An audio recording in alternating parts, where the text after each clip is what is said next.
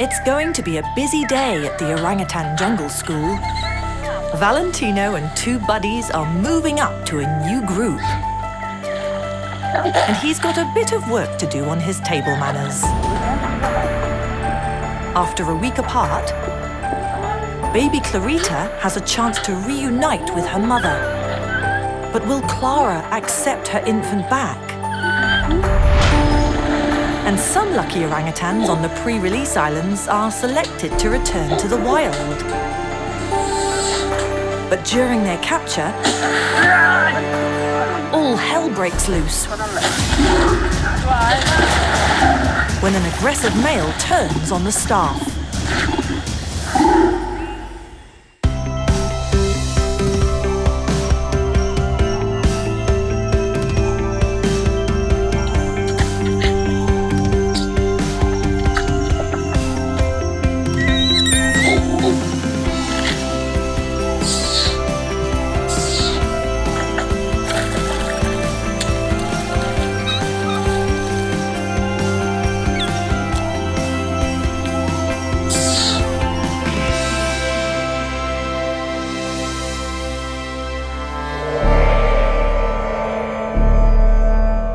In a remote corner of Indonesia, on the island of Borneo, where a river snakes through dense rainforest, dawn reveals the Orangutan Jungle School compound. All seems silent at this early hour. But appearances can be deceiving. The jungle surrounding Niaru Menteng is thick with thieves.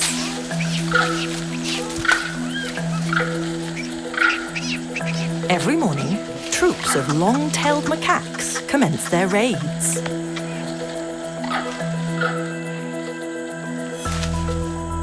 Adults and juveniles patrol the perimeter.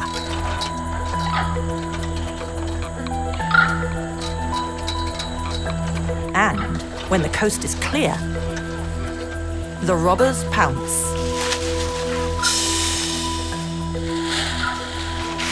These monkeys know that orangutans drop food from their sleeping cages during the night.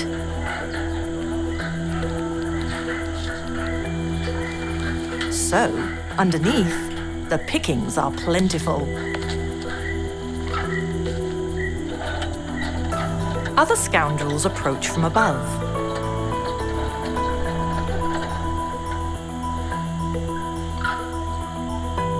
And steal the orangutans' food from right under their noses. Soon things ramp up for the school day. Sleeping cages are opened, and the pupils spill out, eager to start their day. The Group 1 kids head towards their outdoor classroom. But this morning, 3 of their classmates have been held back.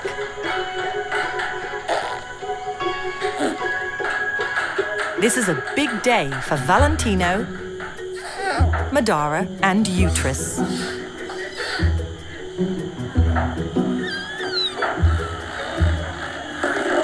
These 3 little males are graduating.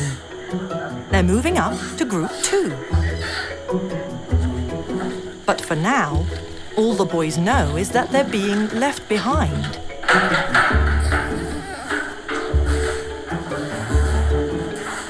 And they're not happy.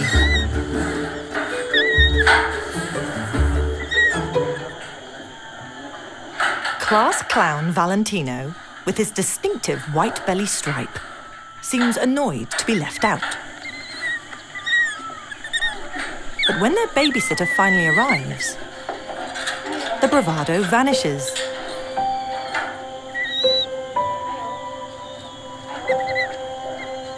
All 3 know something's up. They support each other during this scary break from routine, as their caretaker leads them to a new forest school group. Madara and Utris provide maximum comfort for each other, while clingy Valentino insists on being carried. These three little males have been classmates since Valentino was found alone in a forest as a baby over 2 years ago. And Utris and Madara were rescued around the same time from being kept as illegal pets. Now, the Triple Trouble take the next stage of their journey together.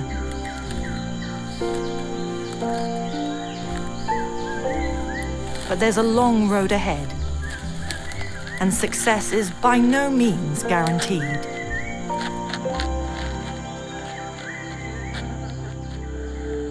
Back at base, in a small isolation cage outside the clinic, life is also about to change for Clara. This new mother was brought back from one of the pre-release islands yesterday. After giving birth just 2 weeks ago, her infant, Clarita, was kidnapped by a curious male orangutan. Quick action by the local staff saved the infant from harm, and she was brought back to the nursery. Now, Clara has a chance to reunite with her baby. But after several days apart, there's a real danger that Clara could reject her, which means Clarita would grow up as an orphan.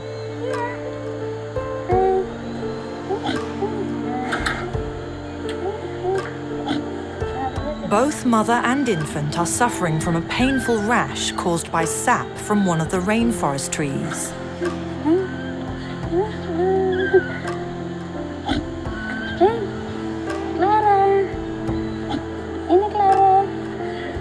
Clara recognizes her baby instantly. But the staff won't take any chances. They must be sure before they allow the precious infant back into her mother's arms.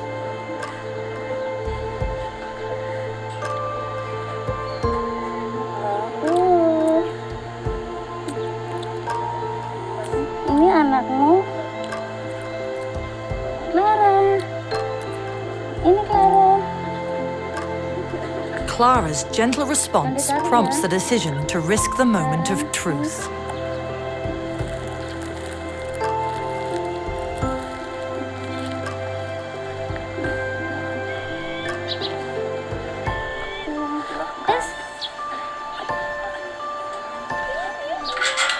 It can't be too soon for the impatient mother.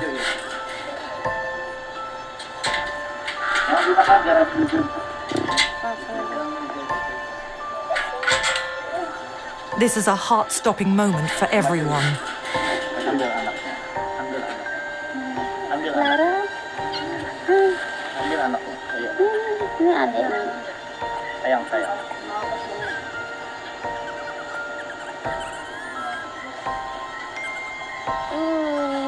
All Clara wants to do is hold her baby close. Udah, aku nih hampir. Sudah ya?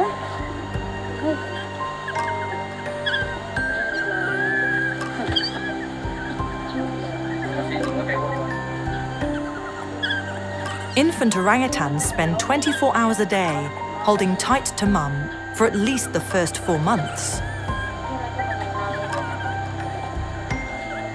So this separation must have been deeply distressing for both Clara and her baby.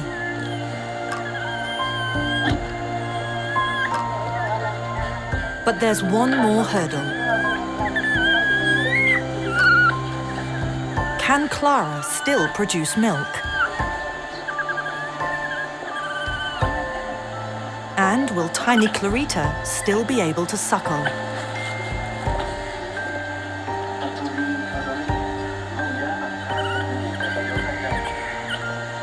It takes an anxious few minutes,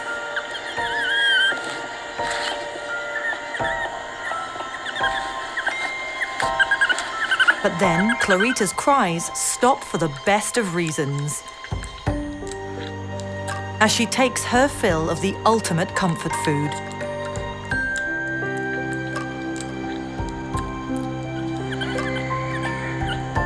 These two can now heal from their ordeal together.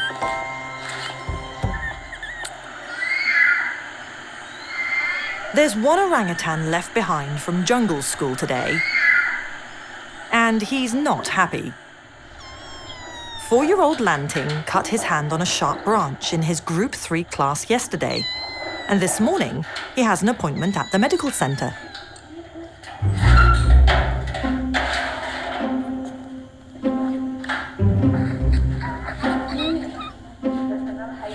Like any kid on a visit to the doctor, Lanting seems to know what's in store for him.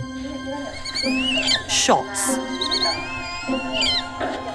Like human children, orangutans can be accident-prone. Lanting gets a light anesthetic, so he's calm during the procedure. An injury like this in the wild would probably heal on its own. But here, even a small cut is treated with an antibiotic to prevent infection. All these orphans are considered too precious to risk any threat to their future. Lanting receives a few stitches, and he'll be watched closely over the next few days to ensure he's out of the woods.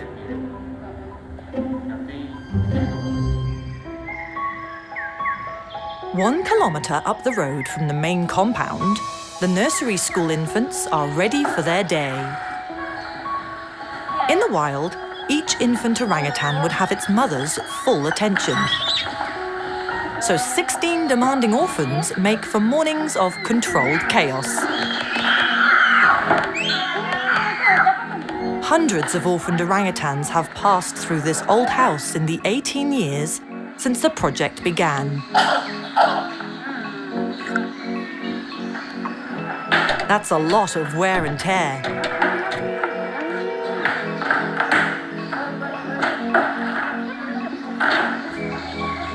As the nursery group heads out for the day, little do they know they'll soon be leaving this crowded old building for good.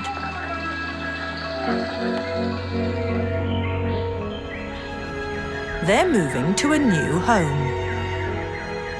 In a lush forest clearing 3 kilometers west of the main compound, a purpose-built baby house is almost finished, including a boardwalk to their outdoor classroom. It won't be long before all 16 preschoolers are exploring this jungle paradise. Back at Forest Group 2, it's morning milk time, with 3 new mouths to feed. Madara, Utris, and Valentino have arrived.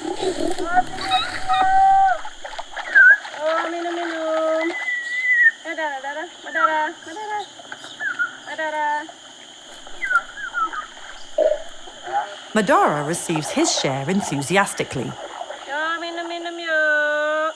while Utris keeps his distance. At 2 years old, these youngsters would all still be suckling from their mums in the wild.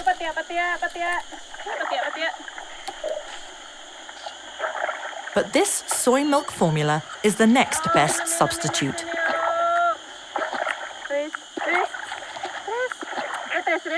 Madara appears fascinated with his new friend Lala's technique.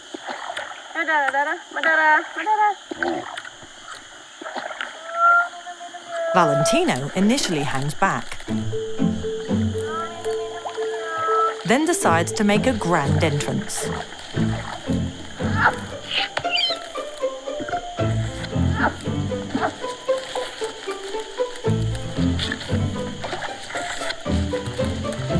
Although his manners might not make him any friends.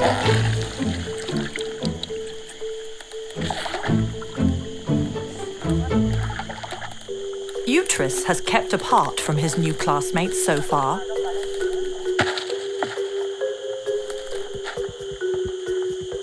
A coconut might help him feel at home. But as a Group 2 student, he has to figure out how to open it on his own.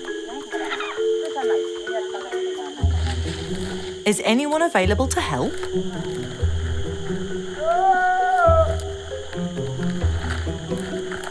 Meryl is always ready to lend a hand. But she seems to think the new kid in class should share.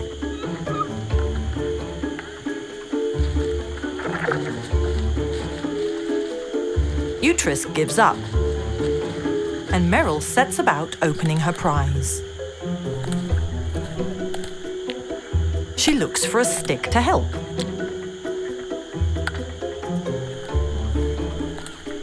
And discovers tools can be dangerous.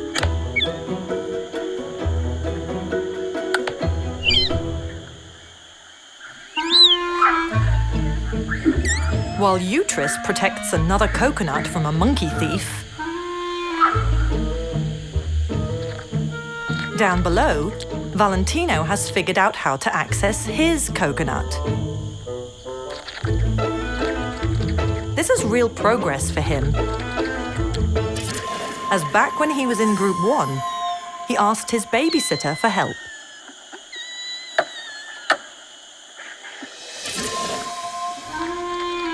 Now, Mumu tries out his special stare, in the vain hope that Valentino will share. Not a chance. With all the young students out in their jungle classrooms, inside the clinic, an important meeting is underway. The vet team is assessing the orangutans living on the pre-release islands, deciding which ones are ready for release into the wild. This is the ultimate goal for every student, and this report is critical for all 126 eligible candidates.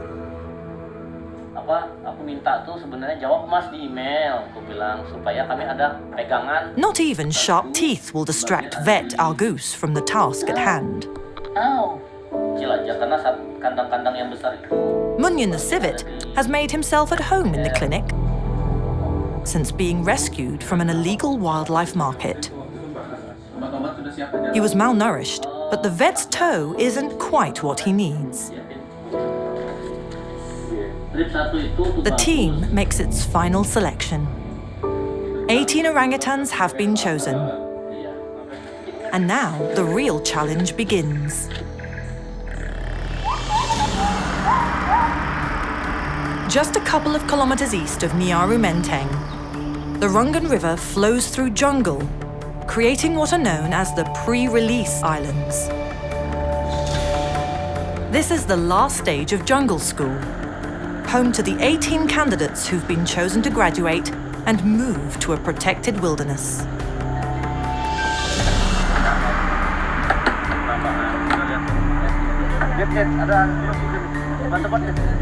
But capturing them, to move them off the island, is a complex operation.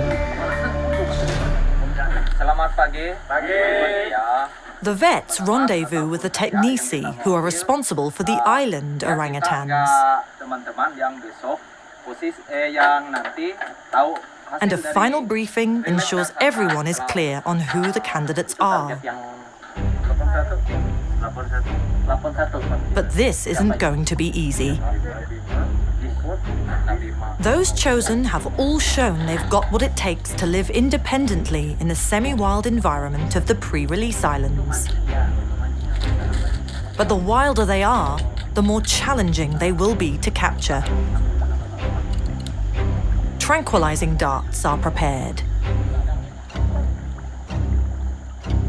This is the safest way to capture near-adult orangutans, both for the apes and the team.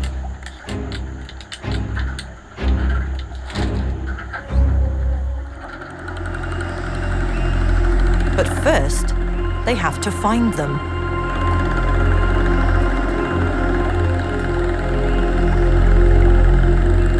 The team heads for Kaja Island. There are over 40 orangutans living here, which is maximum capacity, and much more crowded than an orangutan would experience in the wild.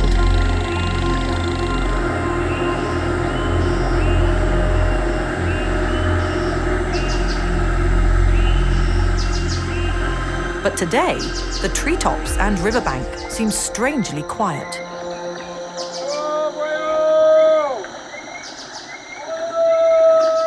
The call for fruit usually triggers a response.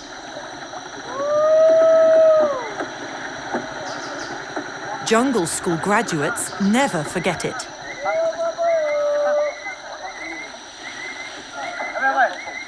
A male is first to appear. And even at this distance, the Technisi guys know their charges so well, they instantly recognize Bobon. But unfortunately, he's not on the list. Nor are any of the others who respond.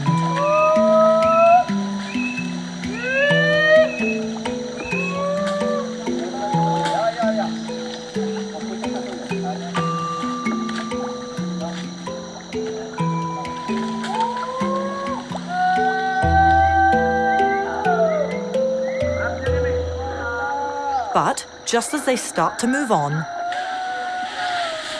someone else comes to investigate the commotion.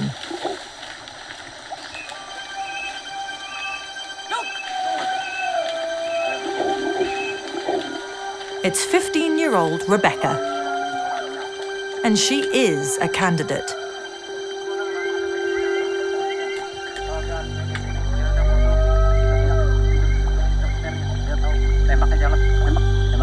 The specialist sniper takes aim.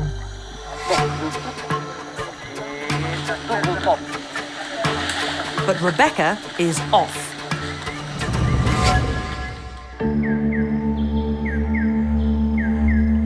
Back at Nyaru Menteng, there are others who will benefit from Rebecca's capture.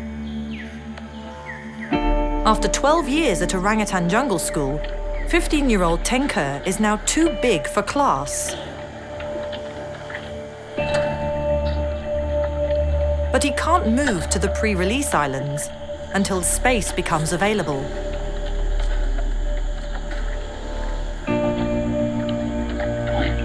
In the meantime, it's not safe for the younger orphans or the staff to interact with adult orangutans, even if they've been through school.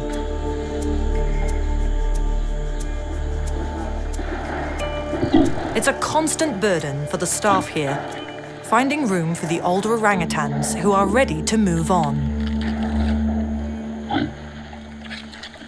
Tenker's wait is frustrating, but at least he has a chance of freedom in his future. Hercules was already 12 when he was brought to Nyaru Menteng. He had been rescued from a cage so small it left his hands and feet crippled. Unable to climb and blind in one eye, Hercules has no hope of surviving in the wild. He'll always be dependent on the care and loving attention he gets in this extraordinary facility.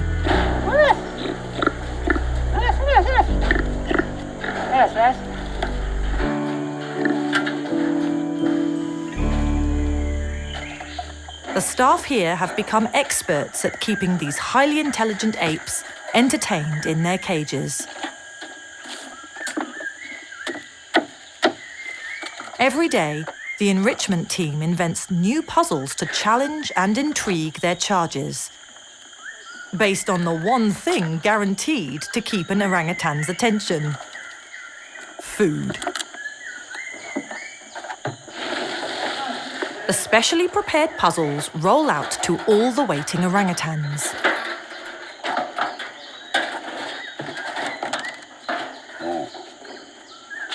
Hanging wire baskets outside the cages encourages dexterity.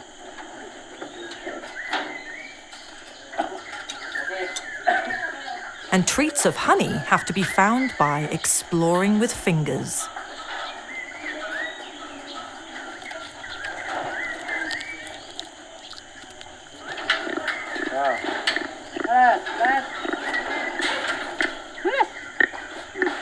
Hercules gets his own basket to encourage him to use his deformed fingers.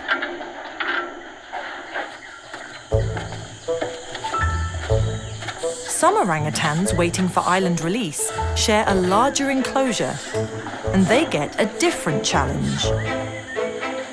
This may seem like teasing, and the loud kiss squeaks of frustration show some of these students agree. But when it's their turn for release, they'll have to feed themselves while hanging precariously high in the forest, where food will often be difficult to reach.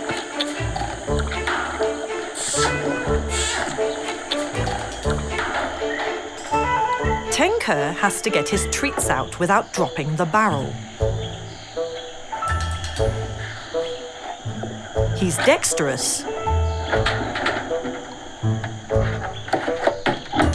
but even the smartest orangutans fail sometimes. Fortunately, this place is all about second chances. Teenage girl pals, Tulia and Zalipa, keep each other company while they wait for their transfer to a pre-release island. They've found their own way to amuse themselves.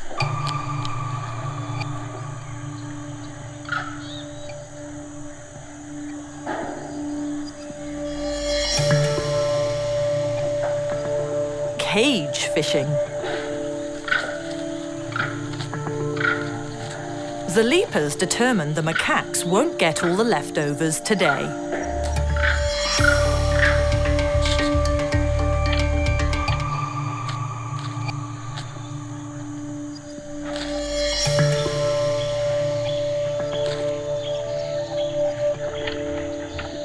Encouraged by her roommate's success, 12-year-old Tulia decides she can improve on the simple stick. She carefully lowers a piece of string that she's extracted from one of her nesting sacs. It's fairly effective, but not as accurate as she'd like.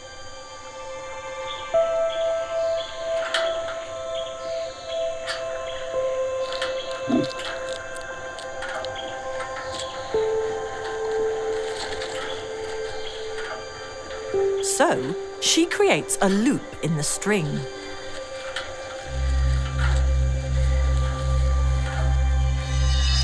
It's a remarkable display of tool use.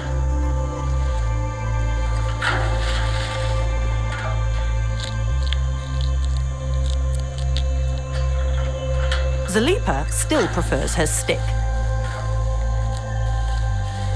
But Tulia demonstrates her catch wasn't a fluke by doing it again.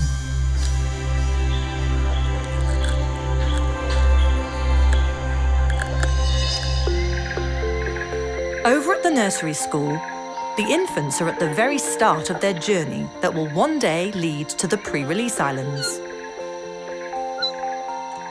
Boomy is in the Littlies class,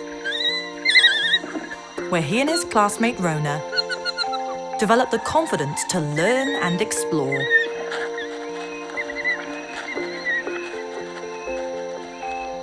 Mema prefers cuddles from her babysitter,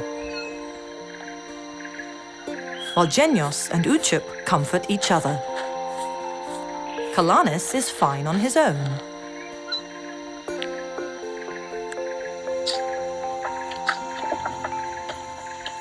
Tiny Utris is almost the same age as 2-year-old Ingenious.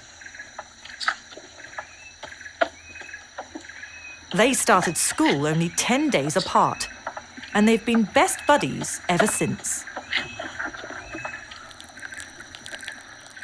Jackie considerately keeps her distance for her bathroom break.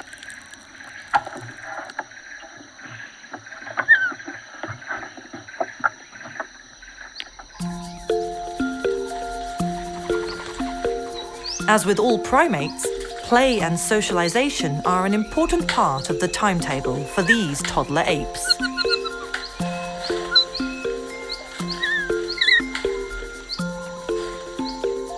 But they also need to start learning about all the different food sources in the forest. And Mema's babysitter, Kumi, spies a perfect opportunity. Termites and ants are an important protein source for orangutans, especially when other foods are scarce.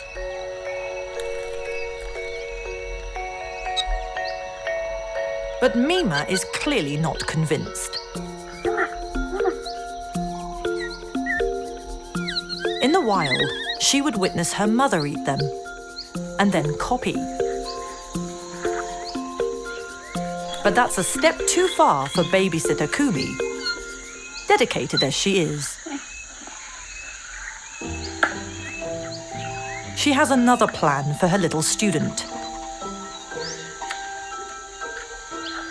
Ant eggs are an orangutan delicacy.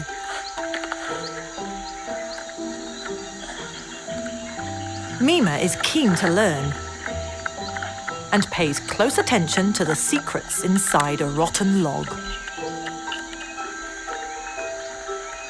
This is much less scary.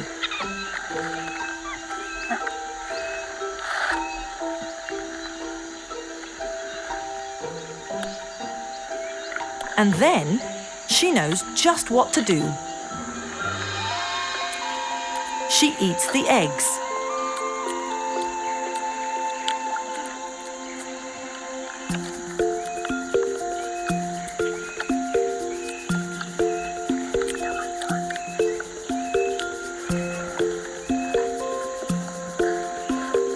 But she's not yet a fan of the ants.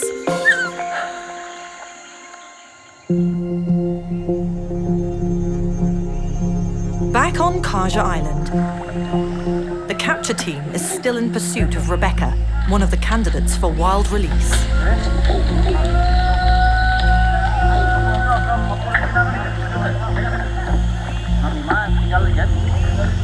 She's high in the trees, but curious.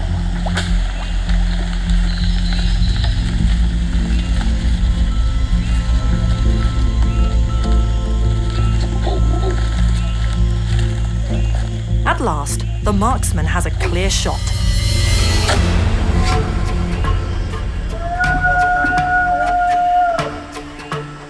Before the sedative kicks in, the team hopes a juicy watermelon will encourage Rebecca down to ground level.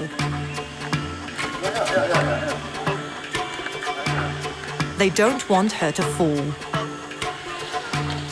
She's tempted.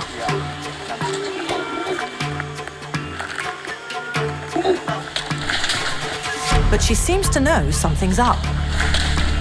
And so she climbs higher.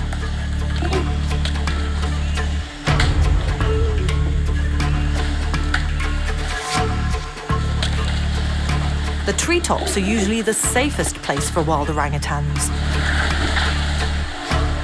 But not for an orangutan who's been sedated.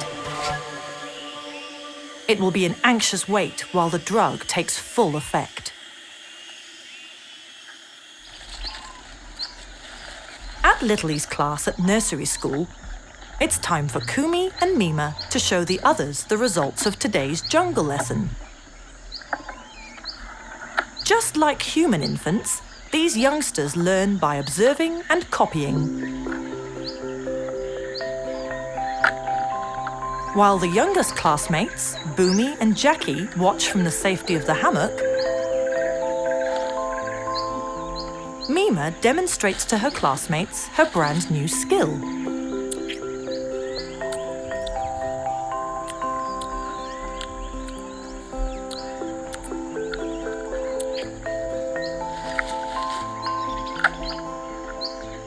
Ingenious is fascinated, while Uchup is happy to just watch. These nursery school littlies are learning an essential lesson today.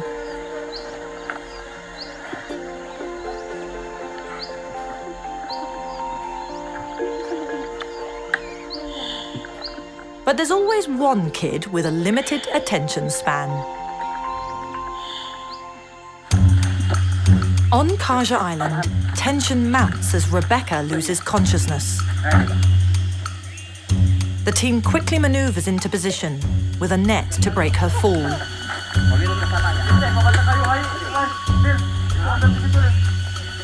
Rebecca hangs on precariously, and one of her friends comes to investigate.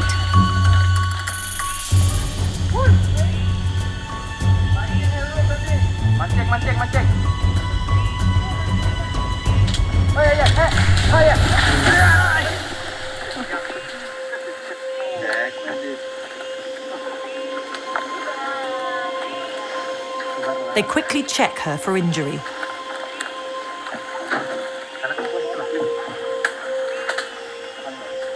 But the net appears to have broken her fall perfectly. And drowsy Rebecca is quickly stowed aboard for her trip back to Niarumenteng. She has 2 months of quarantine and health checks ahead. But if all goes well, she will then complete her journey to a new life in the wild.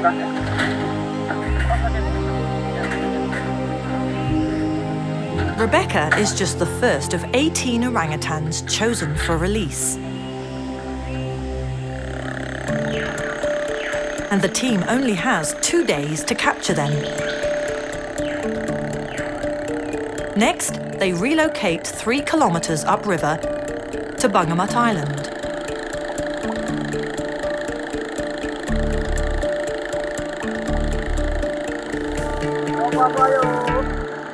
This time they have an audience as they approach the riverbank.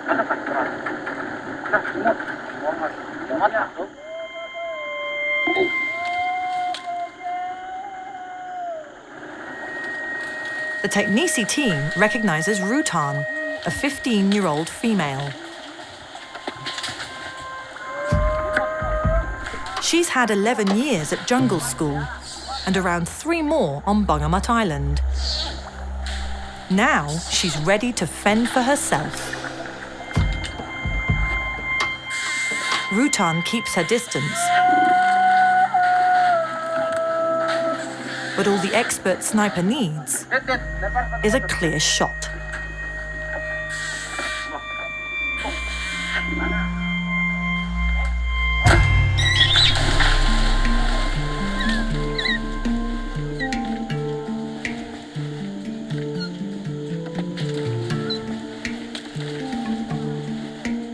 Rutan pulls the dart out, but it's too late. The tranquilizer is already working, and she'll soon start to feel drowsy.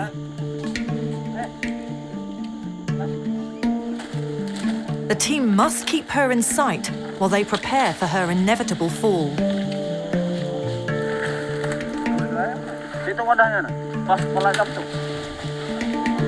But as the drug takes full effect, things go horribly wrong. Rutan's arm is caught on a branch, leaving her suspended 40 meters above the ground. They have to get her down immediately, and there's only one way to do that.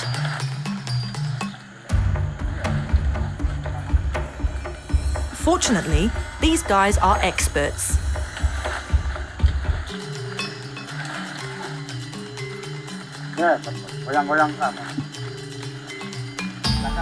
Female orangutans reach only half the weight of adult males. But there's still about 40 kilograms of orangutan to get safely to the ground. A carefully tied harness bears her weight.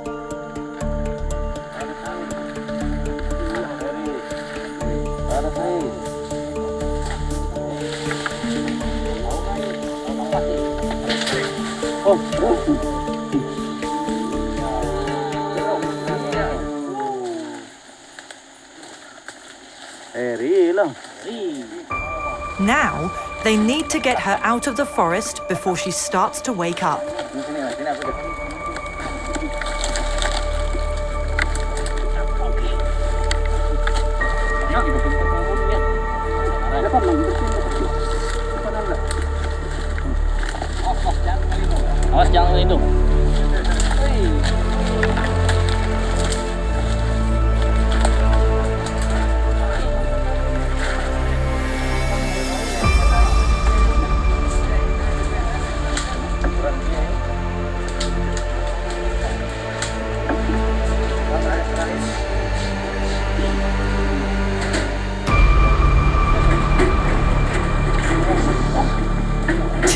orangutans captured. 16 to go.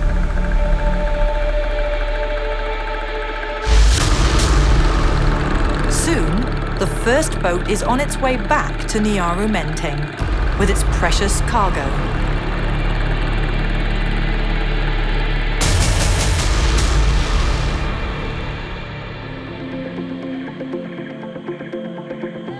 With the school day done,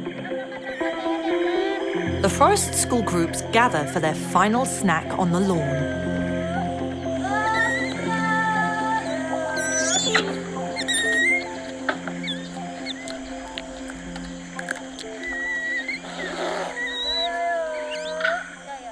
The macaque monkeys are back. They know this is peak hour for scavenging.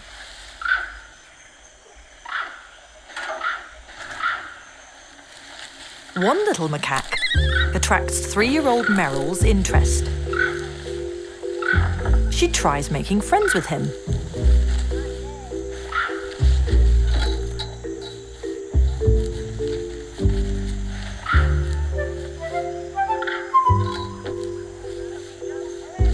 She's one of the most sociable orangutans in her class.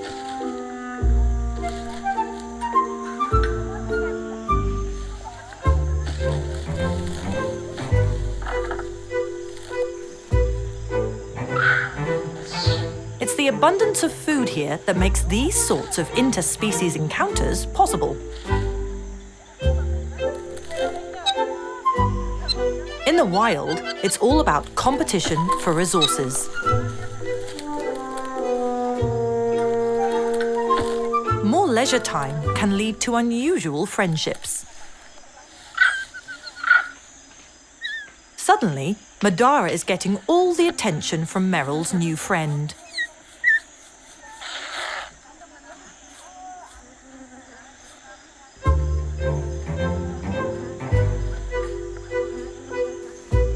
But she has a trick to win him back.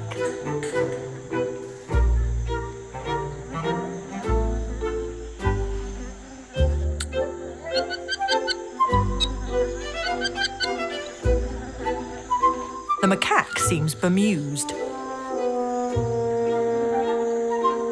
But a friendship is born.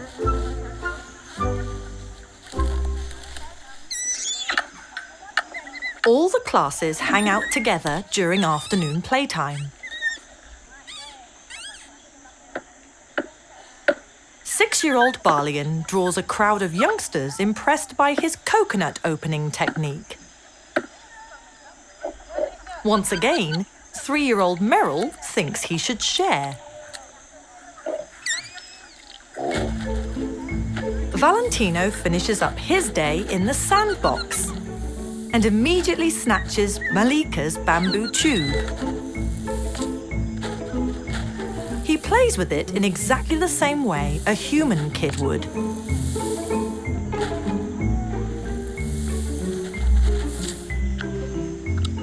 Lazy Benny's too busy snacking to join in. Poor Malika makes the most of her sand. But maybe Valentino has a big heart after all. Now there are 2 sand toys.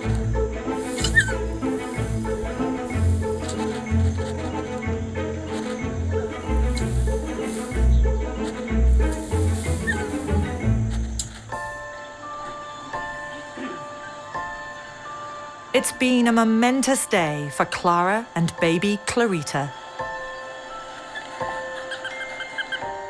The mum has been holding her infant close all afternoon as they renew their bond.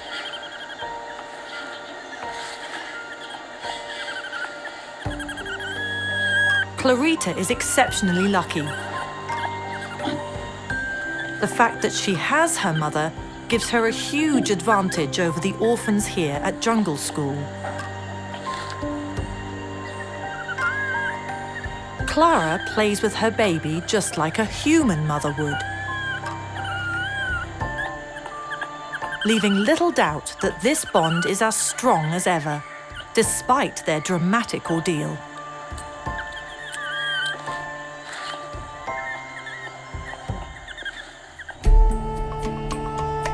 Bungamat Island in the Rungan River, the capture team still has work to do before they lose light. They've just darted 15-year-old Stuart.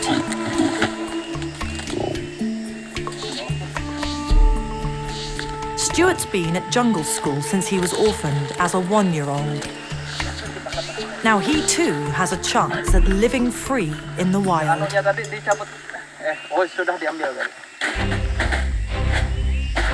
It's almost time to head back to base. But then, the eagle-eyed vet spies Rowo, a 15-year-old female also on the candidate list. But she doesn't stick around. So the sniper decides to follow her into the forest. And the vet scans the trees.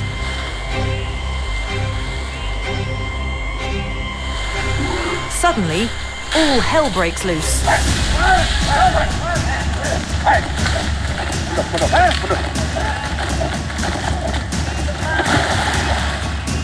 It's Casper, a huge 16-year-old male known for his aggression.